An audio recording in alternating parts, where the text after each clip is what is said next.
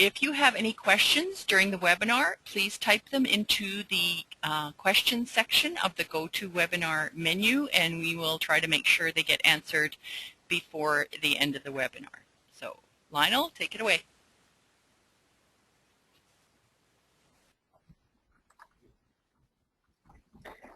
Okay, thanks, Linda. I'd like to welcome everybody to Growing Concerns 2012, start of our Growing Concerns webinar meetings that will be held on a weekly basis. Every Wednesday, we'd like to get started at 9 and try to get them wrapped up as quick as we can, so usually done between 9:30, quarter to 10 range. We like to keep up-to-date information for producers and industry people. So with today's webinar, because we're just getting into the starting of our growing season here, we're going to start talking a little bit about the winter wheat crop, what it's like out there, what the producers are seeing, and some of the questions that we've been getting coming through the office. One other thing we wanted to talk about a bit today was the foxtail barley issue out there. There's several calls from producers regarding foxtail barley and what they should be looking at for control issues right now.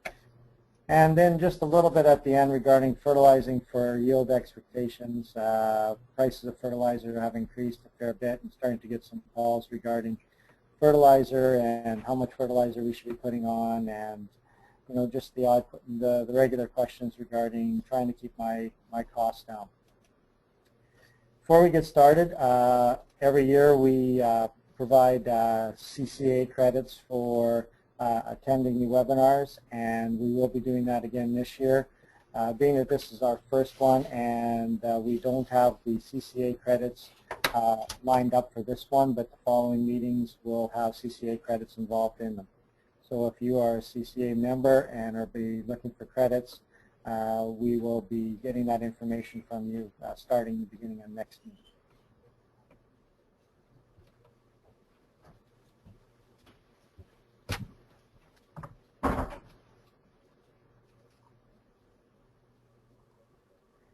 Okay, just to start off a bit with a little bit of kind of what's happened over the past week. Over the past 7 days, we've had a little bit of rainfall throughout southwestern Manitoba, not a whole bunch, and I guess because the amounts have been fairly low, we are seeing quite a few producers out there right now starting to put some seed in the ground.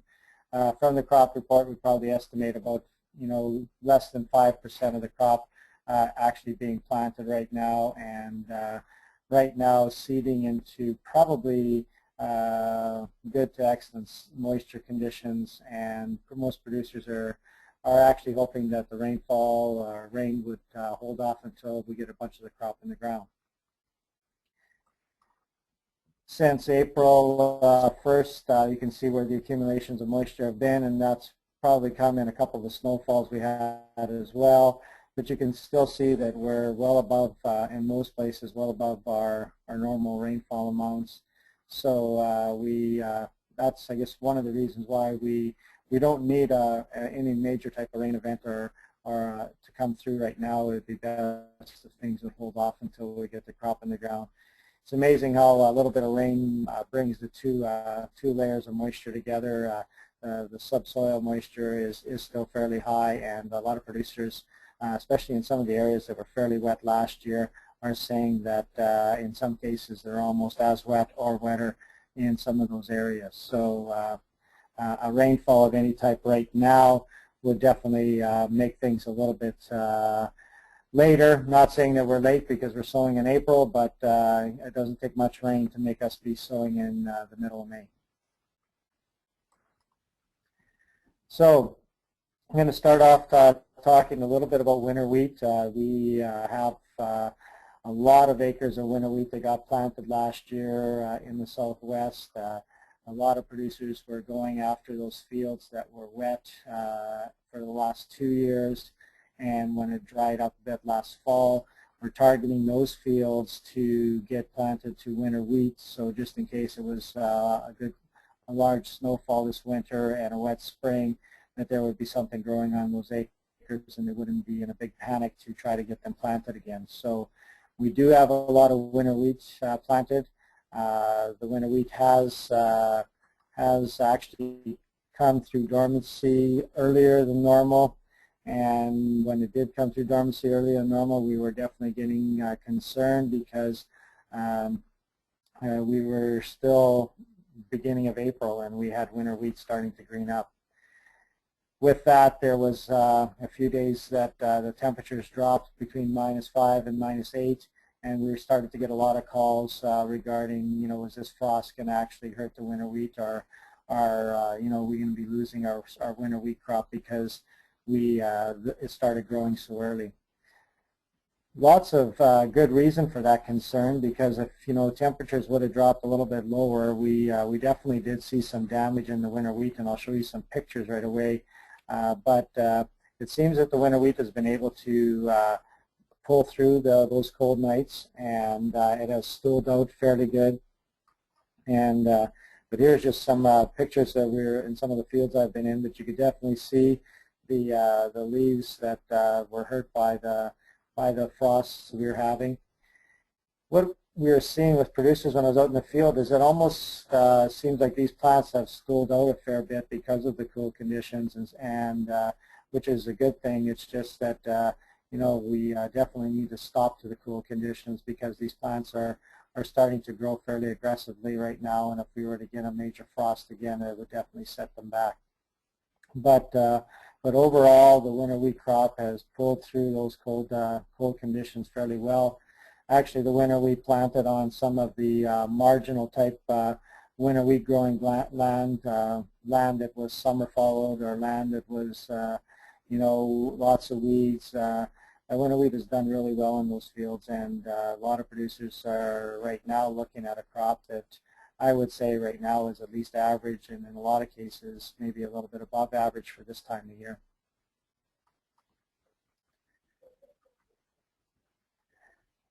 And I mentioned a little bit about this already. Because of the mild winter, we've been able to escape a lot of the winter kill issues.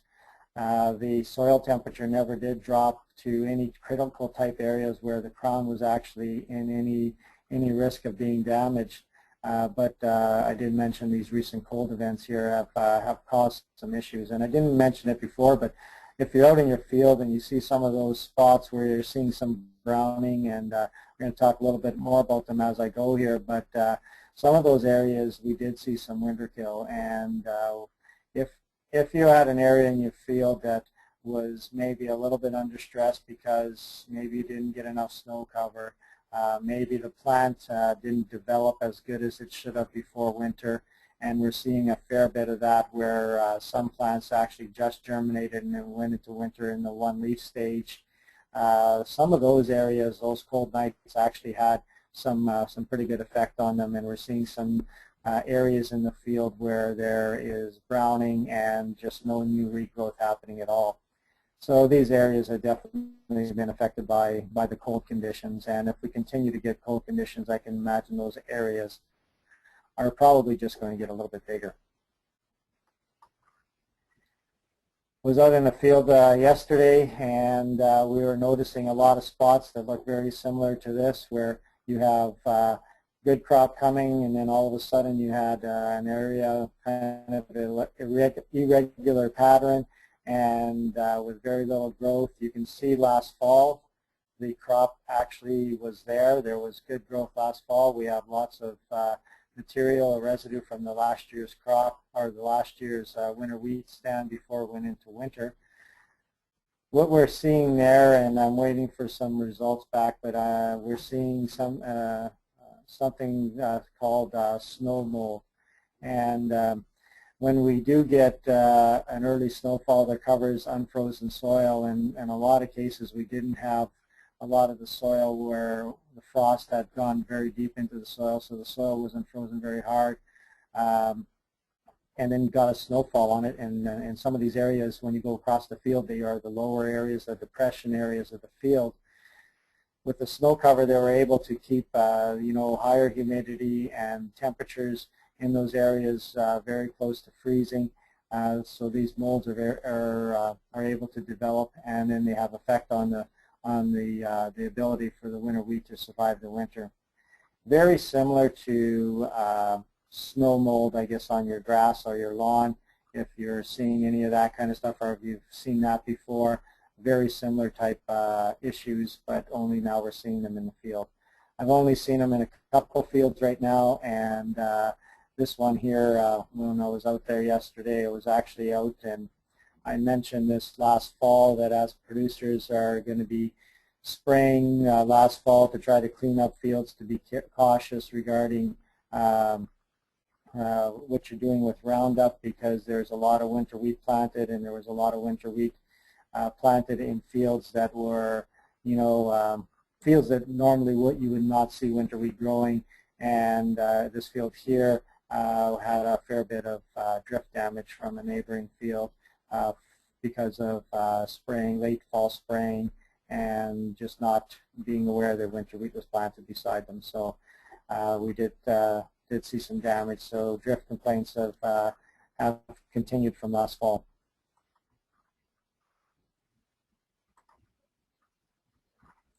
As I mentioned, here's just a close-up of that snow mold site there, and you can see where there was good plant growth last year. One of the other things with the snow mold, a lot of times, is it won't kill all the area, all the plants, and you can see that there is some greening in some of these areas. However, the plants have definitely been thinned out a fair bit, and you're definitely going to notice a reduction in yield. These spots aren't very big. They would be 3 feet by 4 feet, 5 feet by 6 feet. So they're not very big, but they are definitely noticeable. One of the other things that when I was out in the producer's field and we got talking about it, you could see them in areas that were kind of like a northwest type direction, and that would be areas where we would get a lot of our prevailing winds in the wintertime, so we could have had drifts on the field from the snow that was available to drift. And just because of these areas were kind of areas where normally snow would accumulate, we had larger amounts of snow in those areas. As I mentioned, the winter injury may range from 1 or 2 dead tillers per plant to large areas of dead plants within each field, and that's where you get the picture here shows you where you got a good row and then just a few plants missing, and then you get an area farther down here where it's actually a 2 by 2 circle where you've got pretty much nothing growing at all. While I was out in the fields these last few days here, we were also starting to see a lot of some of the weeds that we normally would be looking at this time of year germinating, and getting calls right now regarding winter wheat and spraying of winter wheat for weed control. Most of the fields I've been in so far, a lot of the weeds are still fairly small. Producers still have some time. I've been telling them it's not a real panic yet. Some of the weeds that are coming right now are some of our flushing weeds, and to go out there early and hit them, you might run into the problem of getting another flush coming fairly quick, especially if it's still warm up here. And one of the other things too is most of the winter wheat I've been in, it's probably going to be at least another week before the rows start to fill in. And if you look back at this field here, maybe a little wider spacing than some producers. This is a 12-inch spacing field, but even with 10-inch spacing, we're looking at about a week before these plants are going to fill in and cover the ground. So you'd want to make sure that you've got good weed control just before that happens, and therefore not having to worry about new weeds flushing and new weeds coming.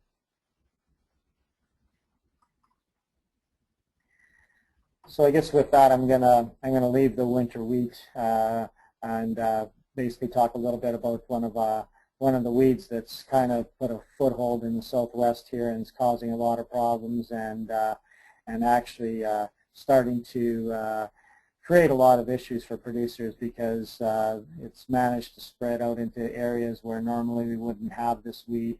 And foxtail barley has become kind of one of our nemesis out here right now, and a lot of producers are having some difficulty trying to control it. just another picture of how it's taken, foothold of some fields last year, especially in fields where there was no crop last year and just wet conditions.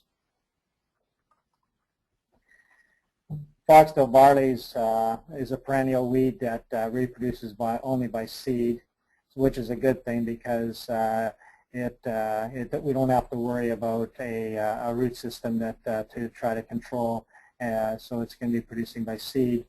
It's a fairly shallow rooted plant, so because of that, tillage is actually an easier way to control it than say by chemical. One of the issues, though, is with a lot of our equipment nowadays, we're into minimum/zero till, and because of that, we're having problems in going in and actually trying to go in and till a lot of these areas, or making the decision to go out there and do a tillage on some of these fields. It also has a good tolerance to salinity and spring flooding, and that's one of the issues that's been creeping up over the last couple of years. And probably one of the big ones this year is when you're driving around, you definitely see a lot of the salinity areas showing up, probably because we've gone through 2 years of fairly high moisture, and it did get fairly dry last fall, and we haven't seen a whole bunch of precipitation yet this spring.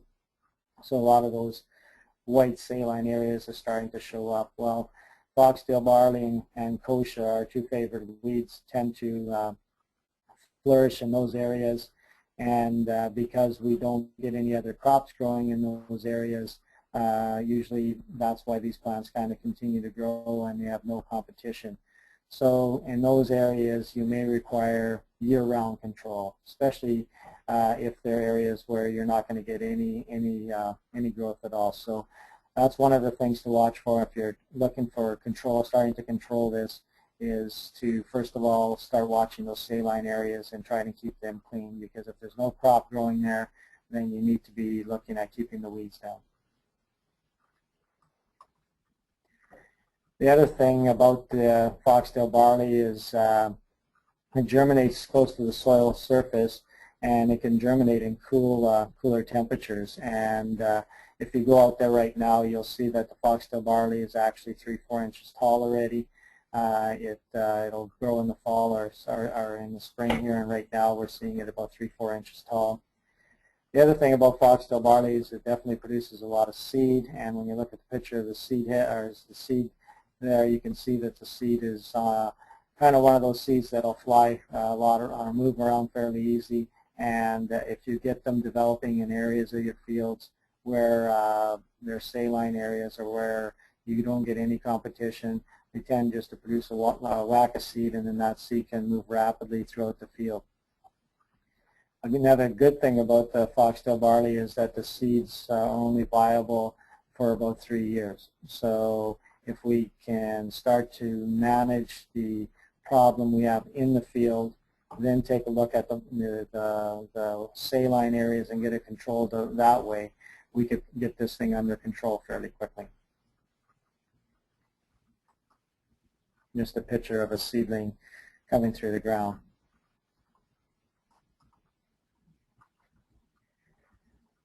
I mentioned that infestations can develop quickly where crop competition is poor due to soil salinity, so that's one of the things. And then the last couple of years, because we haven't had a lot of crop out there, you can definitely see that the foxtail barley has had the ability to go out into the field and establish itself out in the field. It's my opinion that if we get a good crop growing and if we can do some pre-seeding or pre-emergent weed control, we can get the foxtail barley under control out in the fields. It's the boundary areas or the marginal areas where we're going to need to do a little extra work. The other thing where we're going to need to watch this year is that fall seeded cereals. So we have lots of winter wheat in the ground right now. Because we have lots of winter wheat in the ground right now, the foxtail barley is going to be allowed to germinate and start growing. And if I just go back to the picture here of the winter wheat, and you see the area between the rows right now. When we were out in the field, we could definitely see areas where foxtail barley was growing. So, you know, we've got a crop that you have very little ability to control foxtail barley in it, and because of that, the foxtail barley is going to have the ability to grow and be a problem in the crop, because we're really not going to be able to control it in this year's winter wheat crop. And the fact that we have lots of acres of winter wheat in this year, that's just going to make it, you know, one more year before we can actually start working on controlling those areas.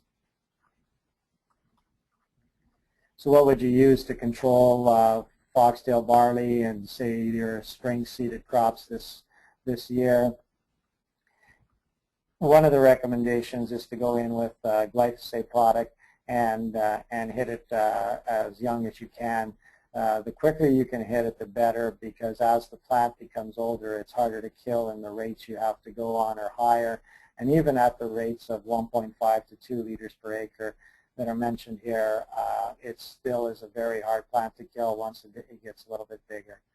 So what I've been telling a lot of the producers to go in there early, even if you have to go in there and spot spray some of those areas.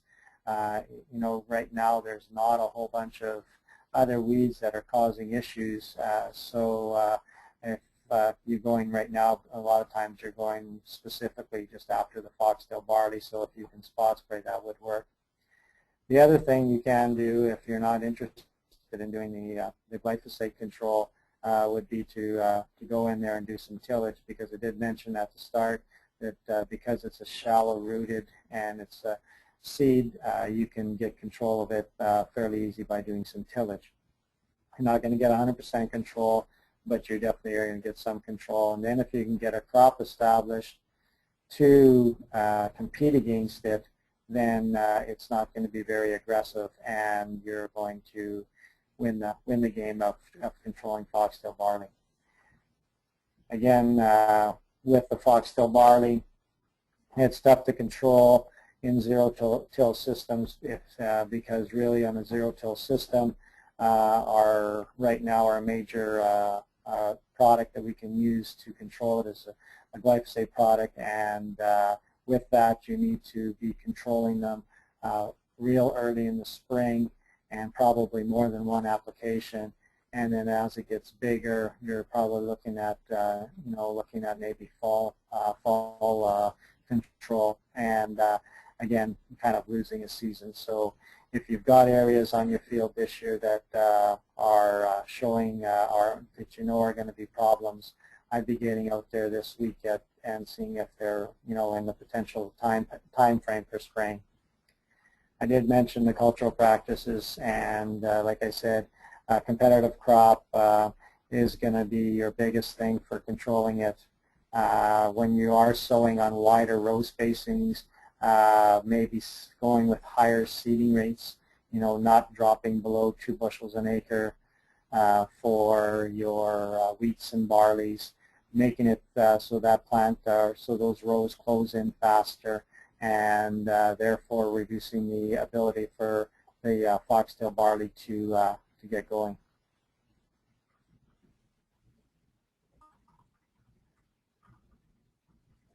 Okay, that's all I really wanted to mention today regarding the foxtail barley. It's kind of been one of the weeds that we've been getting a fair few questions on, and I figured we should maybe address it as a one weed issue sort of thing. The next thing I wanted to talk about is we've been getting quite a few calls in the office regarding fertilizer. The price of fertilizer has gone up, and because of that, producers are starting to, try to think of ways where they can maybe look at managing their fertilizer applications in a better way. And there are several different ways that we can do that. There's been talk everything from split applications to foliar application to basically just looking at different ways where we're going to reduce the risk, I guess. And when you're looking at a split application, a lot of producers are saying, well, I'll get enough on for that crop to get going, then if conditions are right and it looks like I have the potential for a good crop, I'll go back in and top it up. So not a bad management thing. With that, you are always at the risk of whatever the price of fertilizer is in the spring, and I think that's what a lot of us are facing right now. Whoever hasn't put the fertilizer on last fall is looking at almost a doubling of the price of fertilizer from last fall to this spring. And so there is a few things that we have that can help you make some of those decisions. I think the best thing, first of all, before we even start talking about some of the tools, is soil sampling. It's not too late to soil sample if you've got a couple fields that you're looking at maybe some issues, or you're looking at maybe growing a different crop, maybe a high value crop, and you're wanting to know because it's a high value crop and may require higher rates of nutrients, and because of that it might be something that you might be looking at a good investment for doing a soil test. One of the other things that we do have it's available is the nitrogen rate calculator that is on our Manitoba Ag website, and basically it helps you. It's a decision-making tool to help you decide on what type of rates you want to go on your spring wheat, barley, and canola. And basically you can evaluate different net returns per acre scenarios involving your nitrogen cost and source, your expected crop price, and your soil nitrogen. So you'll need to know, in order to use this, you'll need to know your soil nitrogens from a soil test, or you'll have to be making a guesstimation as what your soil nitrogen must be or would be. It's divided into soil moisture categories for wheat, barley, and canola, or for wheat and barley, and then canola there's just one category. And then you can get yield potential and your responses based on numerous trials. So what they've done is, because we've been able to collect some information, they've been able to do some yield response curves, and then with those yield response curves, depending on moisture conditions, you'll be able to say, well, if I was to add more nitrogen, will I get more higher yield? And then you can compare the cost of the nitrogen to the cost of the price. You have a lot of options, and we're going to I'll quickly go through part of it today. Really, if you're interested in using it, it's almost best for you to make an appointment to come and see someone for the first time through it, or you'll just need to spend some time. I'm going to just kind of familiarize it with you today. But as the user, you have options of changing your fertilizer source. So if you're using anhydrous, or if you're using 46 or liquid fertilizer, you can put all that kind of information in. The cost, we can put the cost of the different fertilizer for nitrogen, the crop price, and then the rate you want to do. And then we have the value with maximum return to nitrogen is highlighted in different colors on the sheet. So what I'm going to do right now is I'm going to just go to the calculator here, and I'm going to just show you what it looks like. And as you can see, with this, you can change the yellow areas. So if you are using 46, you would put in urea. You can change the dollars per ton. So if you wanted to change it to $800 a ton, you could change it to $800 a ton. The increment rate here is based on, if you want to, with the chart, or when it does its calculations, it'll do them on 10-pound increments. The crop price increment, again, you can change that as well, and that's going from $5 wheat to $5.50 wheat to $6 wheat. Here's where I mentioned if you have your soil test information, it would be important. If not, you're going to have to estimate. And then your fertilizer price increment, because it'll change the fertilizer price from $800 to $850 to $900 to $950. On the right-hand side here, you can see where you got your different varieties going down, or your different crops going down the side. And with that, you can change. I did mention the different moisture areas. So you've got moist, dry, and arid. So for wheat and barley, you've got the 3 different areas. So you'll need to try to determine what area you would fall in for your crop development. In the southwest here, I would say most of us would probably fall under the dry area because moisture usually tends to be our limiting factor, even though we've gone through a couple of wet years here. And then I did mention that canola, because of the data information they were able to obtain, they're only able to do it under the moist condition. Then below that, the expected prices. So basically, you can go in there and change whatever price you wanted. So, you can change the wheat to $7 a bushel. You can change the barley to $6 a bushel if you want. Canola to $13 a bushel, and so forth all the way through.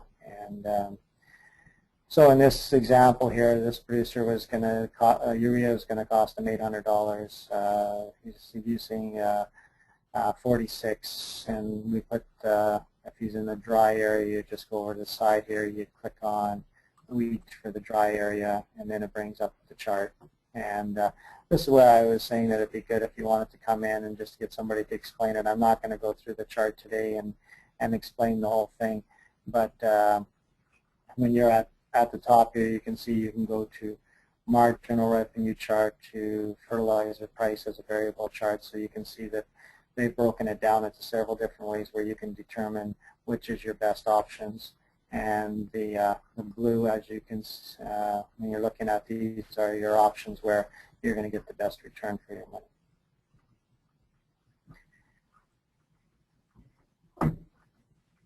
The one thing I want to show you too is I want to show you how we get to that site. So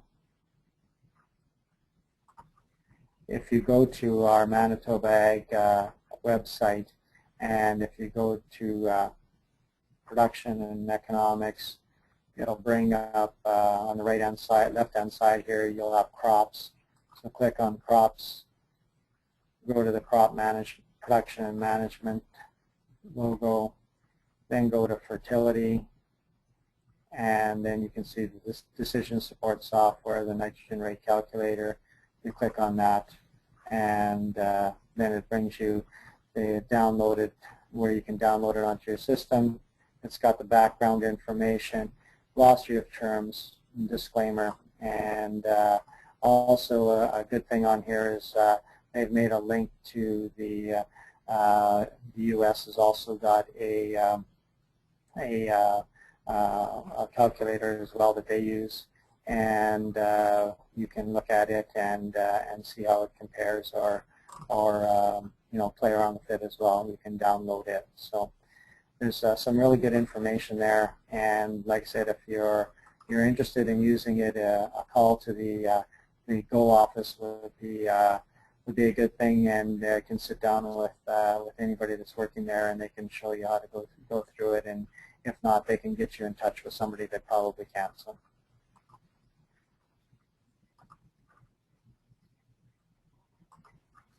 We're getting close to the end here today, so before I go any farther, I'm just maybe going to ask Linda if there's any questions.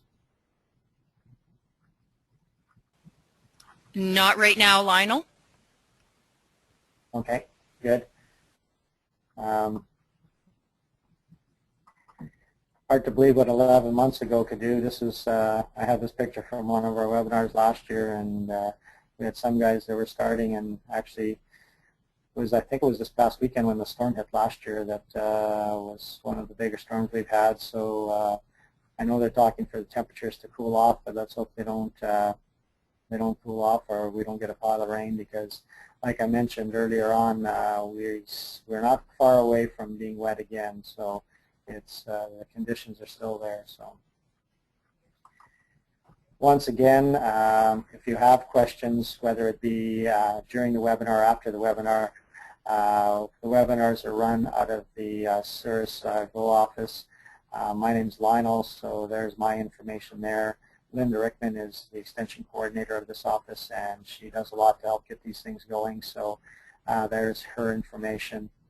And Then there is other MAFRI FBAs in the Southwest and South Parkland. I'm putting them up for the Southwest and South Parkland because that's the area that we tend to do more of our work with. If you are from other areas, and we get people listening from other areas, a call to your GO office or even a call to one of us, and we can put you in touch with who would be your closest person. But Elmer Kaskiw works out of Shoal Lake, Murray Frank out of Brandon, Amir Farouk out of Hamiota, and Andrea Arbuckle is working out of Miletus. So those would be the people that are working in the southwest part of the province. And like I mentioned, if you have questions or if you're listening from a different part of the region, just give us, any of us, a call, and we can definitely put you, if we can't help you ourselves, we can definitely put you in touch with somebody else that can be the closest rep for you.